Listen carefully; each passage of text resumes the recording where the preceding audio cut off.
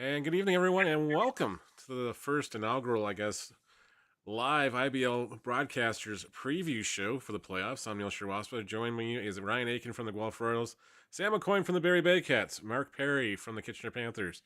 Matt Hitchcock was nice enough to fill in for Dylan and Noah Baker, Dylan and Noah for the London Majors, and of course, Chris Lazard, the host of the Inside the Intercounty podcast, was nice enough to jump in as well.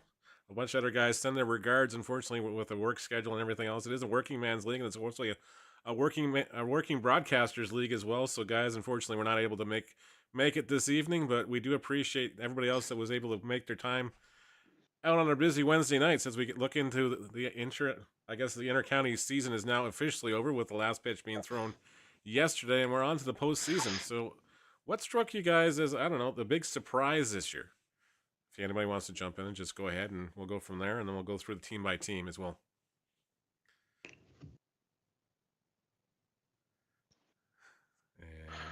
Science.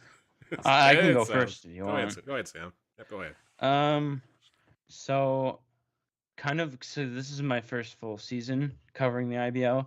Kind of the number one thing, I always knew that it was competitive, but this year there was just so much more teams in it. Whether it was like Hamilton improving their in-game experience, like for fans, and their team has improved a lot as well. The Jackfish are even better than last year. I mean, the record's almost the same, if not the same. Barrie's improved. Guelph has had a nice comeback. They're looking really good. Their pitching is scary going into the playoffs. So it's just super competitive. Kitchener's also had a nice comeback this year as well. Anybody else want to go? Well, let's go down to Ryan next, actually. Yeah, I jump on that and just say what's caught my eye has been the two teams that were battling for a championship back in the 2010s, Kitchener and the Baycats, and how they've been able to have a pretty fast rebuild. I mean, you go back a couple seasons back, those teams had no chance to compete for a championship, and now they finished 2 and 3 in the standings. So those two teams are back to being title contenders in pretty quick time. So, Mark, I guess the big improvement this year was the Cuban imports, and what was the big impact they made this year? Well, I mean, Raul Gonzalez alone is just a phenomenal player, both with the bat, but you can't underestimate his defense either. I mean, definitely there on the infield, he can play short, he can play third base, he's got the long arm that can get it over to first, but obviously a perennial MVP candidate.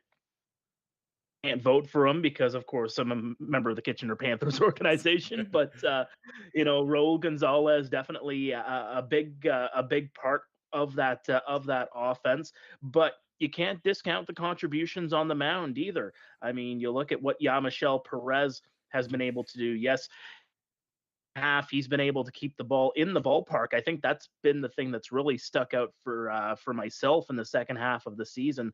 The first half he did keeping the ball inside. He was giving up a whole lot of home runs, but he was getting a lot of big for himself. Yadier Martinez comes in just before the trade deadline. He makes an impact as well, and then with Junior Ibarra and what he's been able to do all season, especially after coming back from Team Cuba, playing internationally. I believe it was in the middle of or end of June or something like that. But after he came back, it just seemed like his hitting has improved and his defense stayed the same. But that's definitely a positive because his defense is phenomenal. So, Matt, the London Majors, I don't want to say it took a step back this year, but definitely injuries and a lot of, I want to say some unfortunate mishaps with the imports coming in as far as the pitching staff and everything else. Definitely put the Majors not in a familiar face or a familiar spot in the standings as they finished in the 7th spot.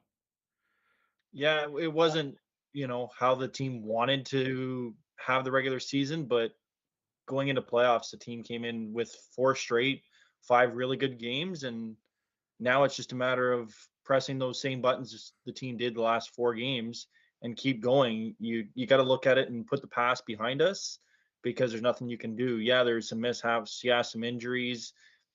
Injuries happen to every team. some more significant than others, and that's unfortunately the major season this year. And now it's a matter of taking those and putting them behind us and looking to strive and maybe upset in the first round. Chris, we're going to pick on you a little bit and get you to put your Welland Jackfish hat on from last year. You were very much a part of that team last year. What have you seen this year as far as what's motivated the Jackfish to keep going as well as they have this year? Yeah, I think a lot of it is the same. There are a couple different things. I think there's more talent there this year, especially on the mound. There's just a higher number of quality arms on that team, whereas last year we were really down to, by the end of it, we were down to 2 starters with Harford and Corrente. Mm-hmm. Our game 2 starter goes down 5 minutes before game 2. Like we were running thin on arms there at the end of the season, whereas this year that's not an issue at all. They got plenty of arms. They've almost got too many arms, right? I've said it on my podcast a few times. They're having a hard time finding innings for some of the guys that have been contributors because they have so many arms, which can be a blessing and a curse. But in a short playoff series, it's important to have all those options and to have those starters. In terms of what keeps them motivated, I mean, they did win the same number of games last year and came up short. So it's not going to be hard for them to find motivation going into the postseason. Yes, they're the favorites, but they almost need to view themselves as underdogs because at the end of the day, they haven't really proven anything in terms of winning a championship, and they know that. So they're going to be ready coming into the postseason.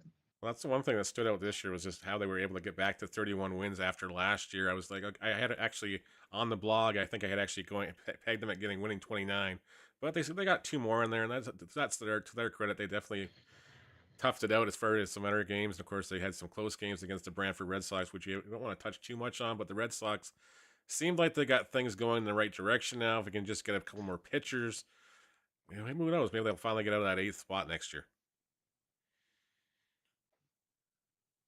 Yeah, I think Brantford really their hitting this year came around after the deadline. They were starting to hit better and more consistent and just taking advantage of errors in games. And when you get it on a guy, you go with them. And that's how the Red Sox started to play better down the stretch, at least. And maybe they'll be able to keep games closer until the dominant arm of Davey Mendez comes into games against Welland.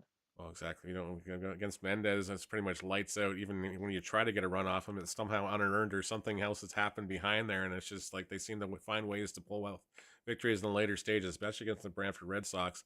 Of course, the Red Sox making over 90 errors this season, so that was definitely not helping them down the stretch in the later stages of games as well, unfortunately. Now, Ryan, as far as I think the second half for the Guelph Royals, once they got Claudio Custodio and Hector Yan had somebody else to pitch with, Omar Concepcion went to the bullpen, and then Narita also went into the bullpen. I think that solidified. They're the 1-2 punches, 1-2-3-4 punch with, and of course, they have Brandon Deans out of the bullpen as well, so they can definitely compete with those things. What is going to be the key for the Royals offensively now as well? They have to hit home runs, right? You go back to this past season. I mean, they had no power, even from some of their top guys, Turrisano, Garton. There wasn't a lot in the way of home runs, and that has to change, especially playing at Christie Pitts. It's the ballpark that Josh Garton and Turrisano should be able to have success in as left-handed bats. And Malik Collymore, you saw him get going later in the season. He had a big home run over the Maple Leafs on Saturday night. He needs to step it up because outside of J.D. Williams, a lot of people had ups and downs throughout the season. The bats got going later in the season, but overall there wasn't a lot of power. And going up against that Maple Leafs lineup, you're going to have to, at some point, especially given the Leafs have home field advantage, match them with home runs. At least one of those given at Christie Pitts is going to be a shootout. That's just the way it is, and Guelph has to be ready for that. Oh, exactly. One of those games, is one of those games that's always just going to be a high-scoring affair. The other ones I could see probably being a 4-3 ball game with Custodio on the hill. You might get a 2-1 ball game. It's hard to say. And then, of course, you have the Barrie Baycats sitting in the wings as well, waiting around. They finished in 3rd place after, I would say, I think Mark and I, in the preseason preview, we actually had pegged them and go, they're probably in 3 or 4 as far as positioning. But to their credit, they battled all year long. Every time anybody challenged them or Chris Lazar had some fun with them and called them below average, and that just seemed to fuel them all up. Man, that happened 2 months ago. Still bringing that up. We're still going to bring it up. I know. It's I think they got T-shirts for it too. So at the average Baycats or whatever, above average Baycats, something like that. No, fun story on that actually. Ryan Rio called me the other day just to chat about a couple things. He's got a couple ideas for some things that we're going to talk about a little bit on the podcast in the next couple weeks. But the way he ended that phone call was by saying, "Hey, just remember, we're still average." So he's even now they're still giving it to me. Yeah, they're still giving it to you. Well, that happens though. It's Hey, just, Chris, think about the Hurricanes. They're still the bad guys or whatever it was when Jerks, bunch of jerks. bunch of jerks. Yeah, bunch of jerks. Yes, that happens. So, and that was what, 2 years ago now? Yeah. All I mean, right. hey, whatever it takes, right? That was kind of the whole point, was to get people involved, and if teams take it and use it as motivation, they want to play better using that, then by all means, whatever it takes, right? Well, exactly. So, Sam, I'm going to pick on the Barrie Bearcats. What happens behind Frank Garces going into this best of 5 series? Well, in terms of the series against the Cardinals, I feel like even with Frank Garces on the mound in Game 1, it's a must win, because if Hamilton beats Garces and then goes home leading the series 1-0, it's going to be very hard for the Baycats to come back. They've won a game in Hamilton, but then the other games they got blown out later in the game and they just couldn't come back. So they need to win Game 1. That's first of all, and then they got to hope that you can get a good outing out of Jeffrey Nunez or Juan Benitez, whoever's going Game 2. Yep. Well, exactly. Especially, and you got to pretty much against the Cardinals. The 8th inning has been the Barrie Baycats' most undoing, as far as a couple of times, at least at Bernie Arbor Stadium, anyways. Yeah, no. It's come with a couple of unfortunate errors from the infield most of the time, but once Hamilton starts scoring 1 or 2 or even 3 runs, the floodgates open, and it's hard to come back, especially when you're on the road. No question it is. So we'll talk about what everybody's expectations. I'm going to go around. We're going to start picking on. We're going to let you guys, make your picks for each series here as we'll record them. I'll throw them on the blog tomorrow so you can have some fun with that. So we'll start with Barrie and Hamilton because Sam's up the top there. We'll let Sam get off the hook here first. So what do you see? How do you see the series going? Who do you have winning it in how many games? So yeah, like I said, Hamilton has a really good shot of winning this series if they can win Game 1, and that's a tall order. Like I said, against Frank Garces, a guy who might win Pitcher of the Year, depending on who you guys voted for. But if Hamilton does win Game 1, there is still a chance for Barrie to come back. Like I said, they have Benitez and Nunez who have had their good starts this year, but the big question is, will they do it when it comes to the playoffs? And who's their number 4 starter? This series is probably going to go 4. You know that Benitez and Nunez are going to be 2 and 3, flip and flop. But are we going to see Brad Grieveson? Are we going to see Aiden Russell? He started a couple games. Are we going to see Evan Souls? Christian Mullen, he just qualified for the playoffs. So I think it is Barrie's series to lose. I think they're going to win in 4, but I could very easily see this series go 5 games and possibly Hamilton winning if they can beat Frank Garces in one of those games. Let's go pick on Ryan Aiken next year as far as who you got in this series. Yeah, I'll take the Baycats in the sweep. I just think that starting pitching trio of Garces, Nunez, and Benitez is better than anything Hamilton can throw out. The Baycats offense has dipped off a bit, but I still think it's much better than Hamilton, so I'll take the Baycats in the sweep. How about you, Matt? Baycats in 4. As Baycats in Eakin 4. said, pitching is just more dominant for the Baycats. Mark Pare. Hey, Baycats in 4. I think Hamilton takes. All right. And Chris Lazar, will let you finish that one up. I'm going to go Barrie in a sweep. I think Hamilton's lost basically their entire starting rotation over the course of the last few weeks. Jason Wilbur's no longer there. Nick Cardinal's no longer there. Logan Walters hasn't been there for a while. You can't expect anything out of him. So they have no pitching left. Clayton Keys isn't there anymore either. So they're off. They're really a one-man team at this point. It's Tyler Duncan's show. So unless he's able to basically win a game on his own, I have a really hard time seeing Hamilton winning this series and even winning a game, to be honest. No worries. All right, so that takes care of Barrie and Hamilton. Let's go to the top of the heap there. Look at Welland Jackfish and the Brantford Red Sox, and we'll start in reverse, or we'll let Chris Lazar go first. Welland in a sweep. Next. I got nothing else to say. Welland's they're gonna run through the series. Brantford's gonna keep a couple games close until the 4th inning, and then Welland's gonna run away with it. Let's go with Mark Perry. What he said. What he said. Ditto. Ditto. I mean, really, like it's chalk 'em up. Just chalk them up. Yeah. what it is. Well, I would love to see the Red I mean, Sox. Just Brantford- personally, Brantford. I would love to see the Red Sox upset them once, just once, to finally get that monkey off their back. They played them so tough, many games. Unfortunately, it came down in the later stages, and then just ran out of gas, made a mental mistake, and a big inning happened after that. That steamrolled them, but it's just hard to see. Like I can see it being a sweep as well, but I'd love to see the Red Sox just for the sakes of having something to talk about on a Monday morning, pull up an upset, get a win out of those somewhere. Ryan Aiken, how do you feel? Yeah, it's gonna be a bit closer than London Brantford last season, but that's gonna be a sweep for the Jackfish pretty easily. Sam? Yeah, sweet. The only thing I will say is maybe Brantford saved their first win against Welland this year for the playoffs, but I don't see that happening in a million years. Sorry. All right, so I'm on. Everybody else is going Sweepville. I'm the only one hoping for not having to deal with the Brooms. That's okay with that. All right, let's go to the next one: the Guelph Royals and the Toronto Maple Leafs, and we'll start off with Mr. Mark Pare. It's gonna go 5. I feel like it's gonna go 5. But I feel like it's gonna be the Maple Leafs coming out with this one in 5 games. Just their advantage at Christie Pitts, I think will put them over the top. Yeah. Let's go on Sam next. Yeah, I feel like their win on Sunday against Guelph, especially coming off a loss the previous day, I think their win Sunday at the pits against Guelph was very big for that team. They lose that game, they risk going down to 5, and then they don't have home field. And we've like I've seen the Leafs. I've watched footage of them over the last 2 years. Their big playoff runs.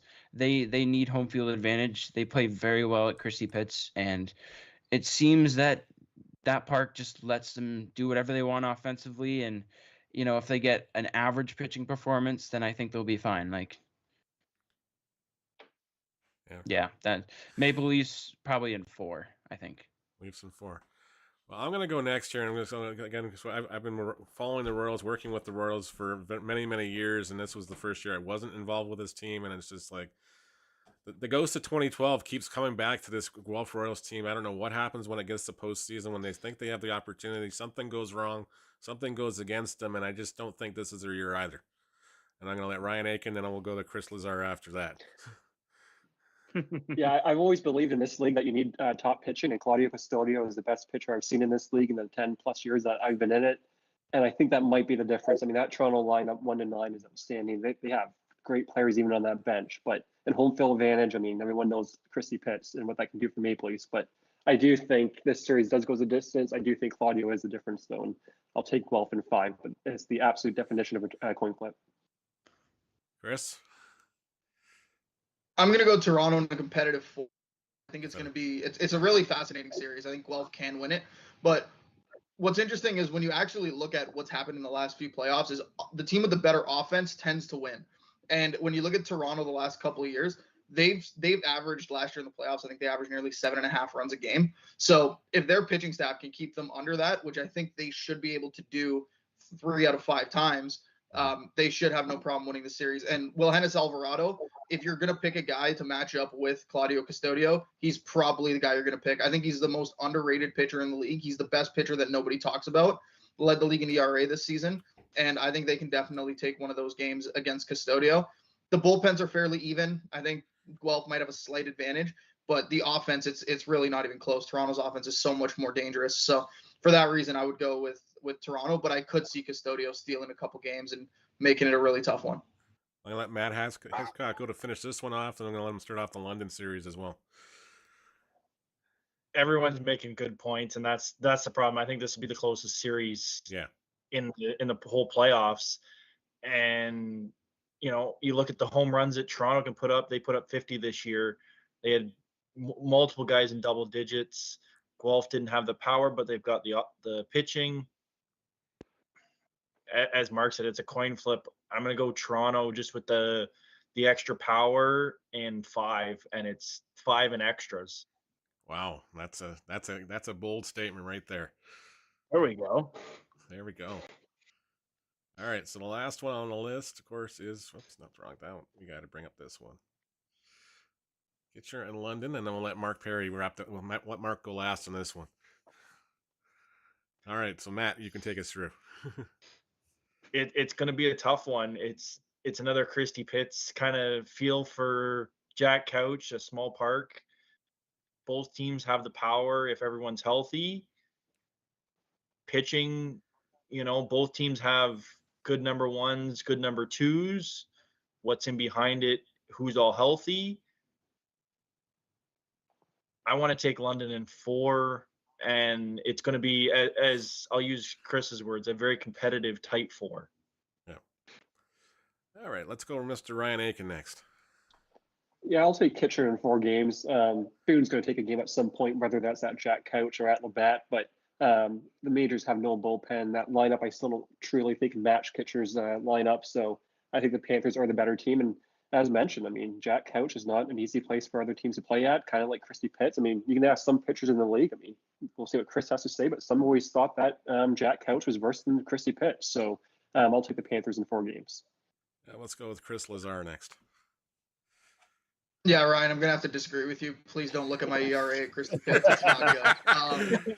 Hey, you're the only one of us 6 out in here that actually can say you pitched on that mound, so we ought to just be quiet. I wish I couldn't. I wish I couldn't say that. But no, in all seriousness, I've been flopping between Kitchener and 4, Kitchener and 5. Just the reason I would go 5 is only out of respect for Owen Boone and out of respect for the fact that London's won back-to-back championships. But quite frankly, I think I'm going to have to take Kitchener in 4. London doesn't play well away from Labatt. They're 6-15 on the road this season. Yep. Granted, one of those wins is at Jack Couch, but they're going to have to win a game on the road, which I don't think they're going to do in the first 2. And I think Kitchener's good enough to take a game at Labatt. So I think that series ends in 4. Sam, you're up. I got Kitchener in 5 here, and I had London winning in 5 for the longest time, but just, seeing Kitchener for a couple games this year live in person, their offense is just one to watch. They can score, they can hit home runs, they can score runs with small, like single after single after single. They can bunch hits together. I think they're gonna win. I do think Owen Boone is gonna dominate in the game. One game he's gonna pitch, but if Kitchener's winning in 5, I think Boone's pitching game 5, and that's the difference. If Kitchener can beat Boone in that 5th game, then I think they're going to take it. And they've been the better team, all year. And I just don't see London winning, even though of their playoff success over the last 2 years. They're a good playoff team, but I think Kitchener's taking this one in 5. Mark Pare to finish this one up. I'm curious when Owen Boone is going to be making his start. Does he start in game? From a couple of people that maybe it's better to put him into game 2 as a starter in London. But in all seriousness, with all of this, best offense in the league, you're gonna have your trio. Michelle Perez gonna have Yadier Martinez going game 3. It's a team that we have seen all season long. You only lose Blake Jacqueline and Nick Parsons to the college ranks. Is a team that we have seen all season. The bullpen is top notch. They have impressed me beyond. You're going to throw in a Jacob Douglas into that bullpen. Jose Vasquez goes into that bullpen as well. I got to say it's going to be Kitchener in, say, 4 games. I think indeed that Owen Boone, whichever game that he can come out with the victory, but Kitchener has to be careful and keep the ball inside the ballpark. It was referenced already, the game on July 30th, where 8 home runs at Jack Couch Park. Some might say it's Kitchener showed that they couldn't keep the ball inside. Even after that, I think they gave up the 5 home runs against Guelph right after that. They are prone kind of that kind of offense from the opponent, but I think if Kitchener can keep it in check when it matters most, I think they'll end up coming up 3 in 4 games. That's a great answer. Of course, Patrick Melbourne just chimed in on my text message here. He's taking Barrie in the first round, London, Welland, and Toronto to win round 1, just so Patrick Melbourne's officially on the record as well. Of course, I've seen a lot of baseball this summer, and of course, I did some games down in London, some games in Kitchener, and everything else. And I think the key to this series is going to boil down to what happens in Game 1. If they keep Owen Boone at home and they somehow steal Game 1, I think they're going to win Game 2. And then after that, the Panthers are going to be getting their backs against the wall, and anything can happen. So I'm kind of leaning. This one is the one of them. Kind of like I'm torn with this one. I could see an upset in this one again because it's a 2 versus 7, which in this league 2 versus 7 has always been weird, and that's what I'm going to stick with.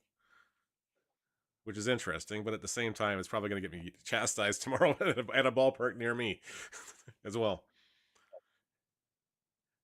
Now, if we're going to take any questions from, I don't know if any of the fans are still watching in the chat. If they have anybody else, like Coach Dan Congdon popped in as well. Kitchener Panthers 2-out rallies. Of course, they've been 2-out rallies all season long as well. So that's definitely in their favor if going into this postseason as well. But I will say the Majors did beat Toronto last year, if I'm not mistaken, with 2 outs in the 8th inning. They did. Yep, pretty much. I don't think there's any chat in there. Everything else. Is anything else? Anything else we forgot to cover, guys, that we should go over before we wrap it up? And then I want to thank everybody again. Of course, I do want to thank, from the bottom of my heart, all the volunteers throughout the IBL for doing the countless hours, countless jobs you guys and gals do behind the scenes. Just make sure these guys are able to put the best games out there on the field possible out there. And a lot of guys and gals put a lot of hours in there. I know they give up their weekends throughout the summer as well. So please know it doesn't go unnoticed by the players, the teams as well. So just keep that in mind too. And thanks to the broadcasters throughout the league as well for doing what you've done this summer. Of course, the last couple of summers, the product is great. The content is getting better. Guys are working together. Teams are working together, just trying to help each other out as far as improve how the presentation of baseball of the Intercounty is going on as well. I want to thank my guests this evening as well for hanging out with us. I do appreciate it. And who knows?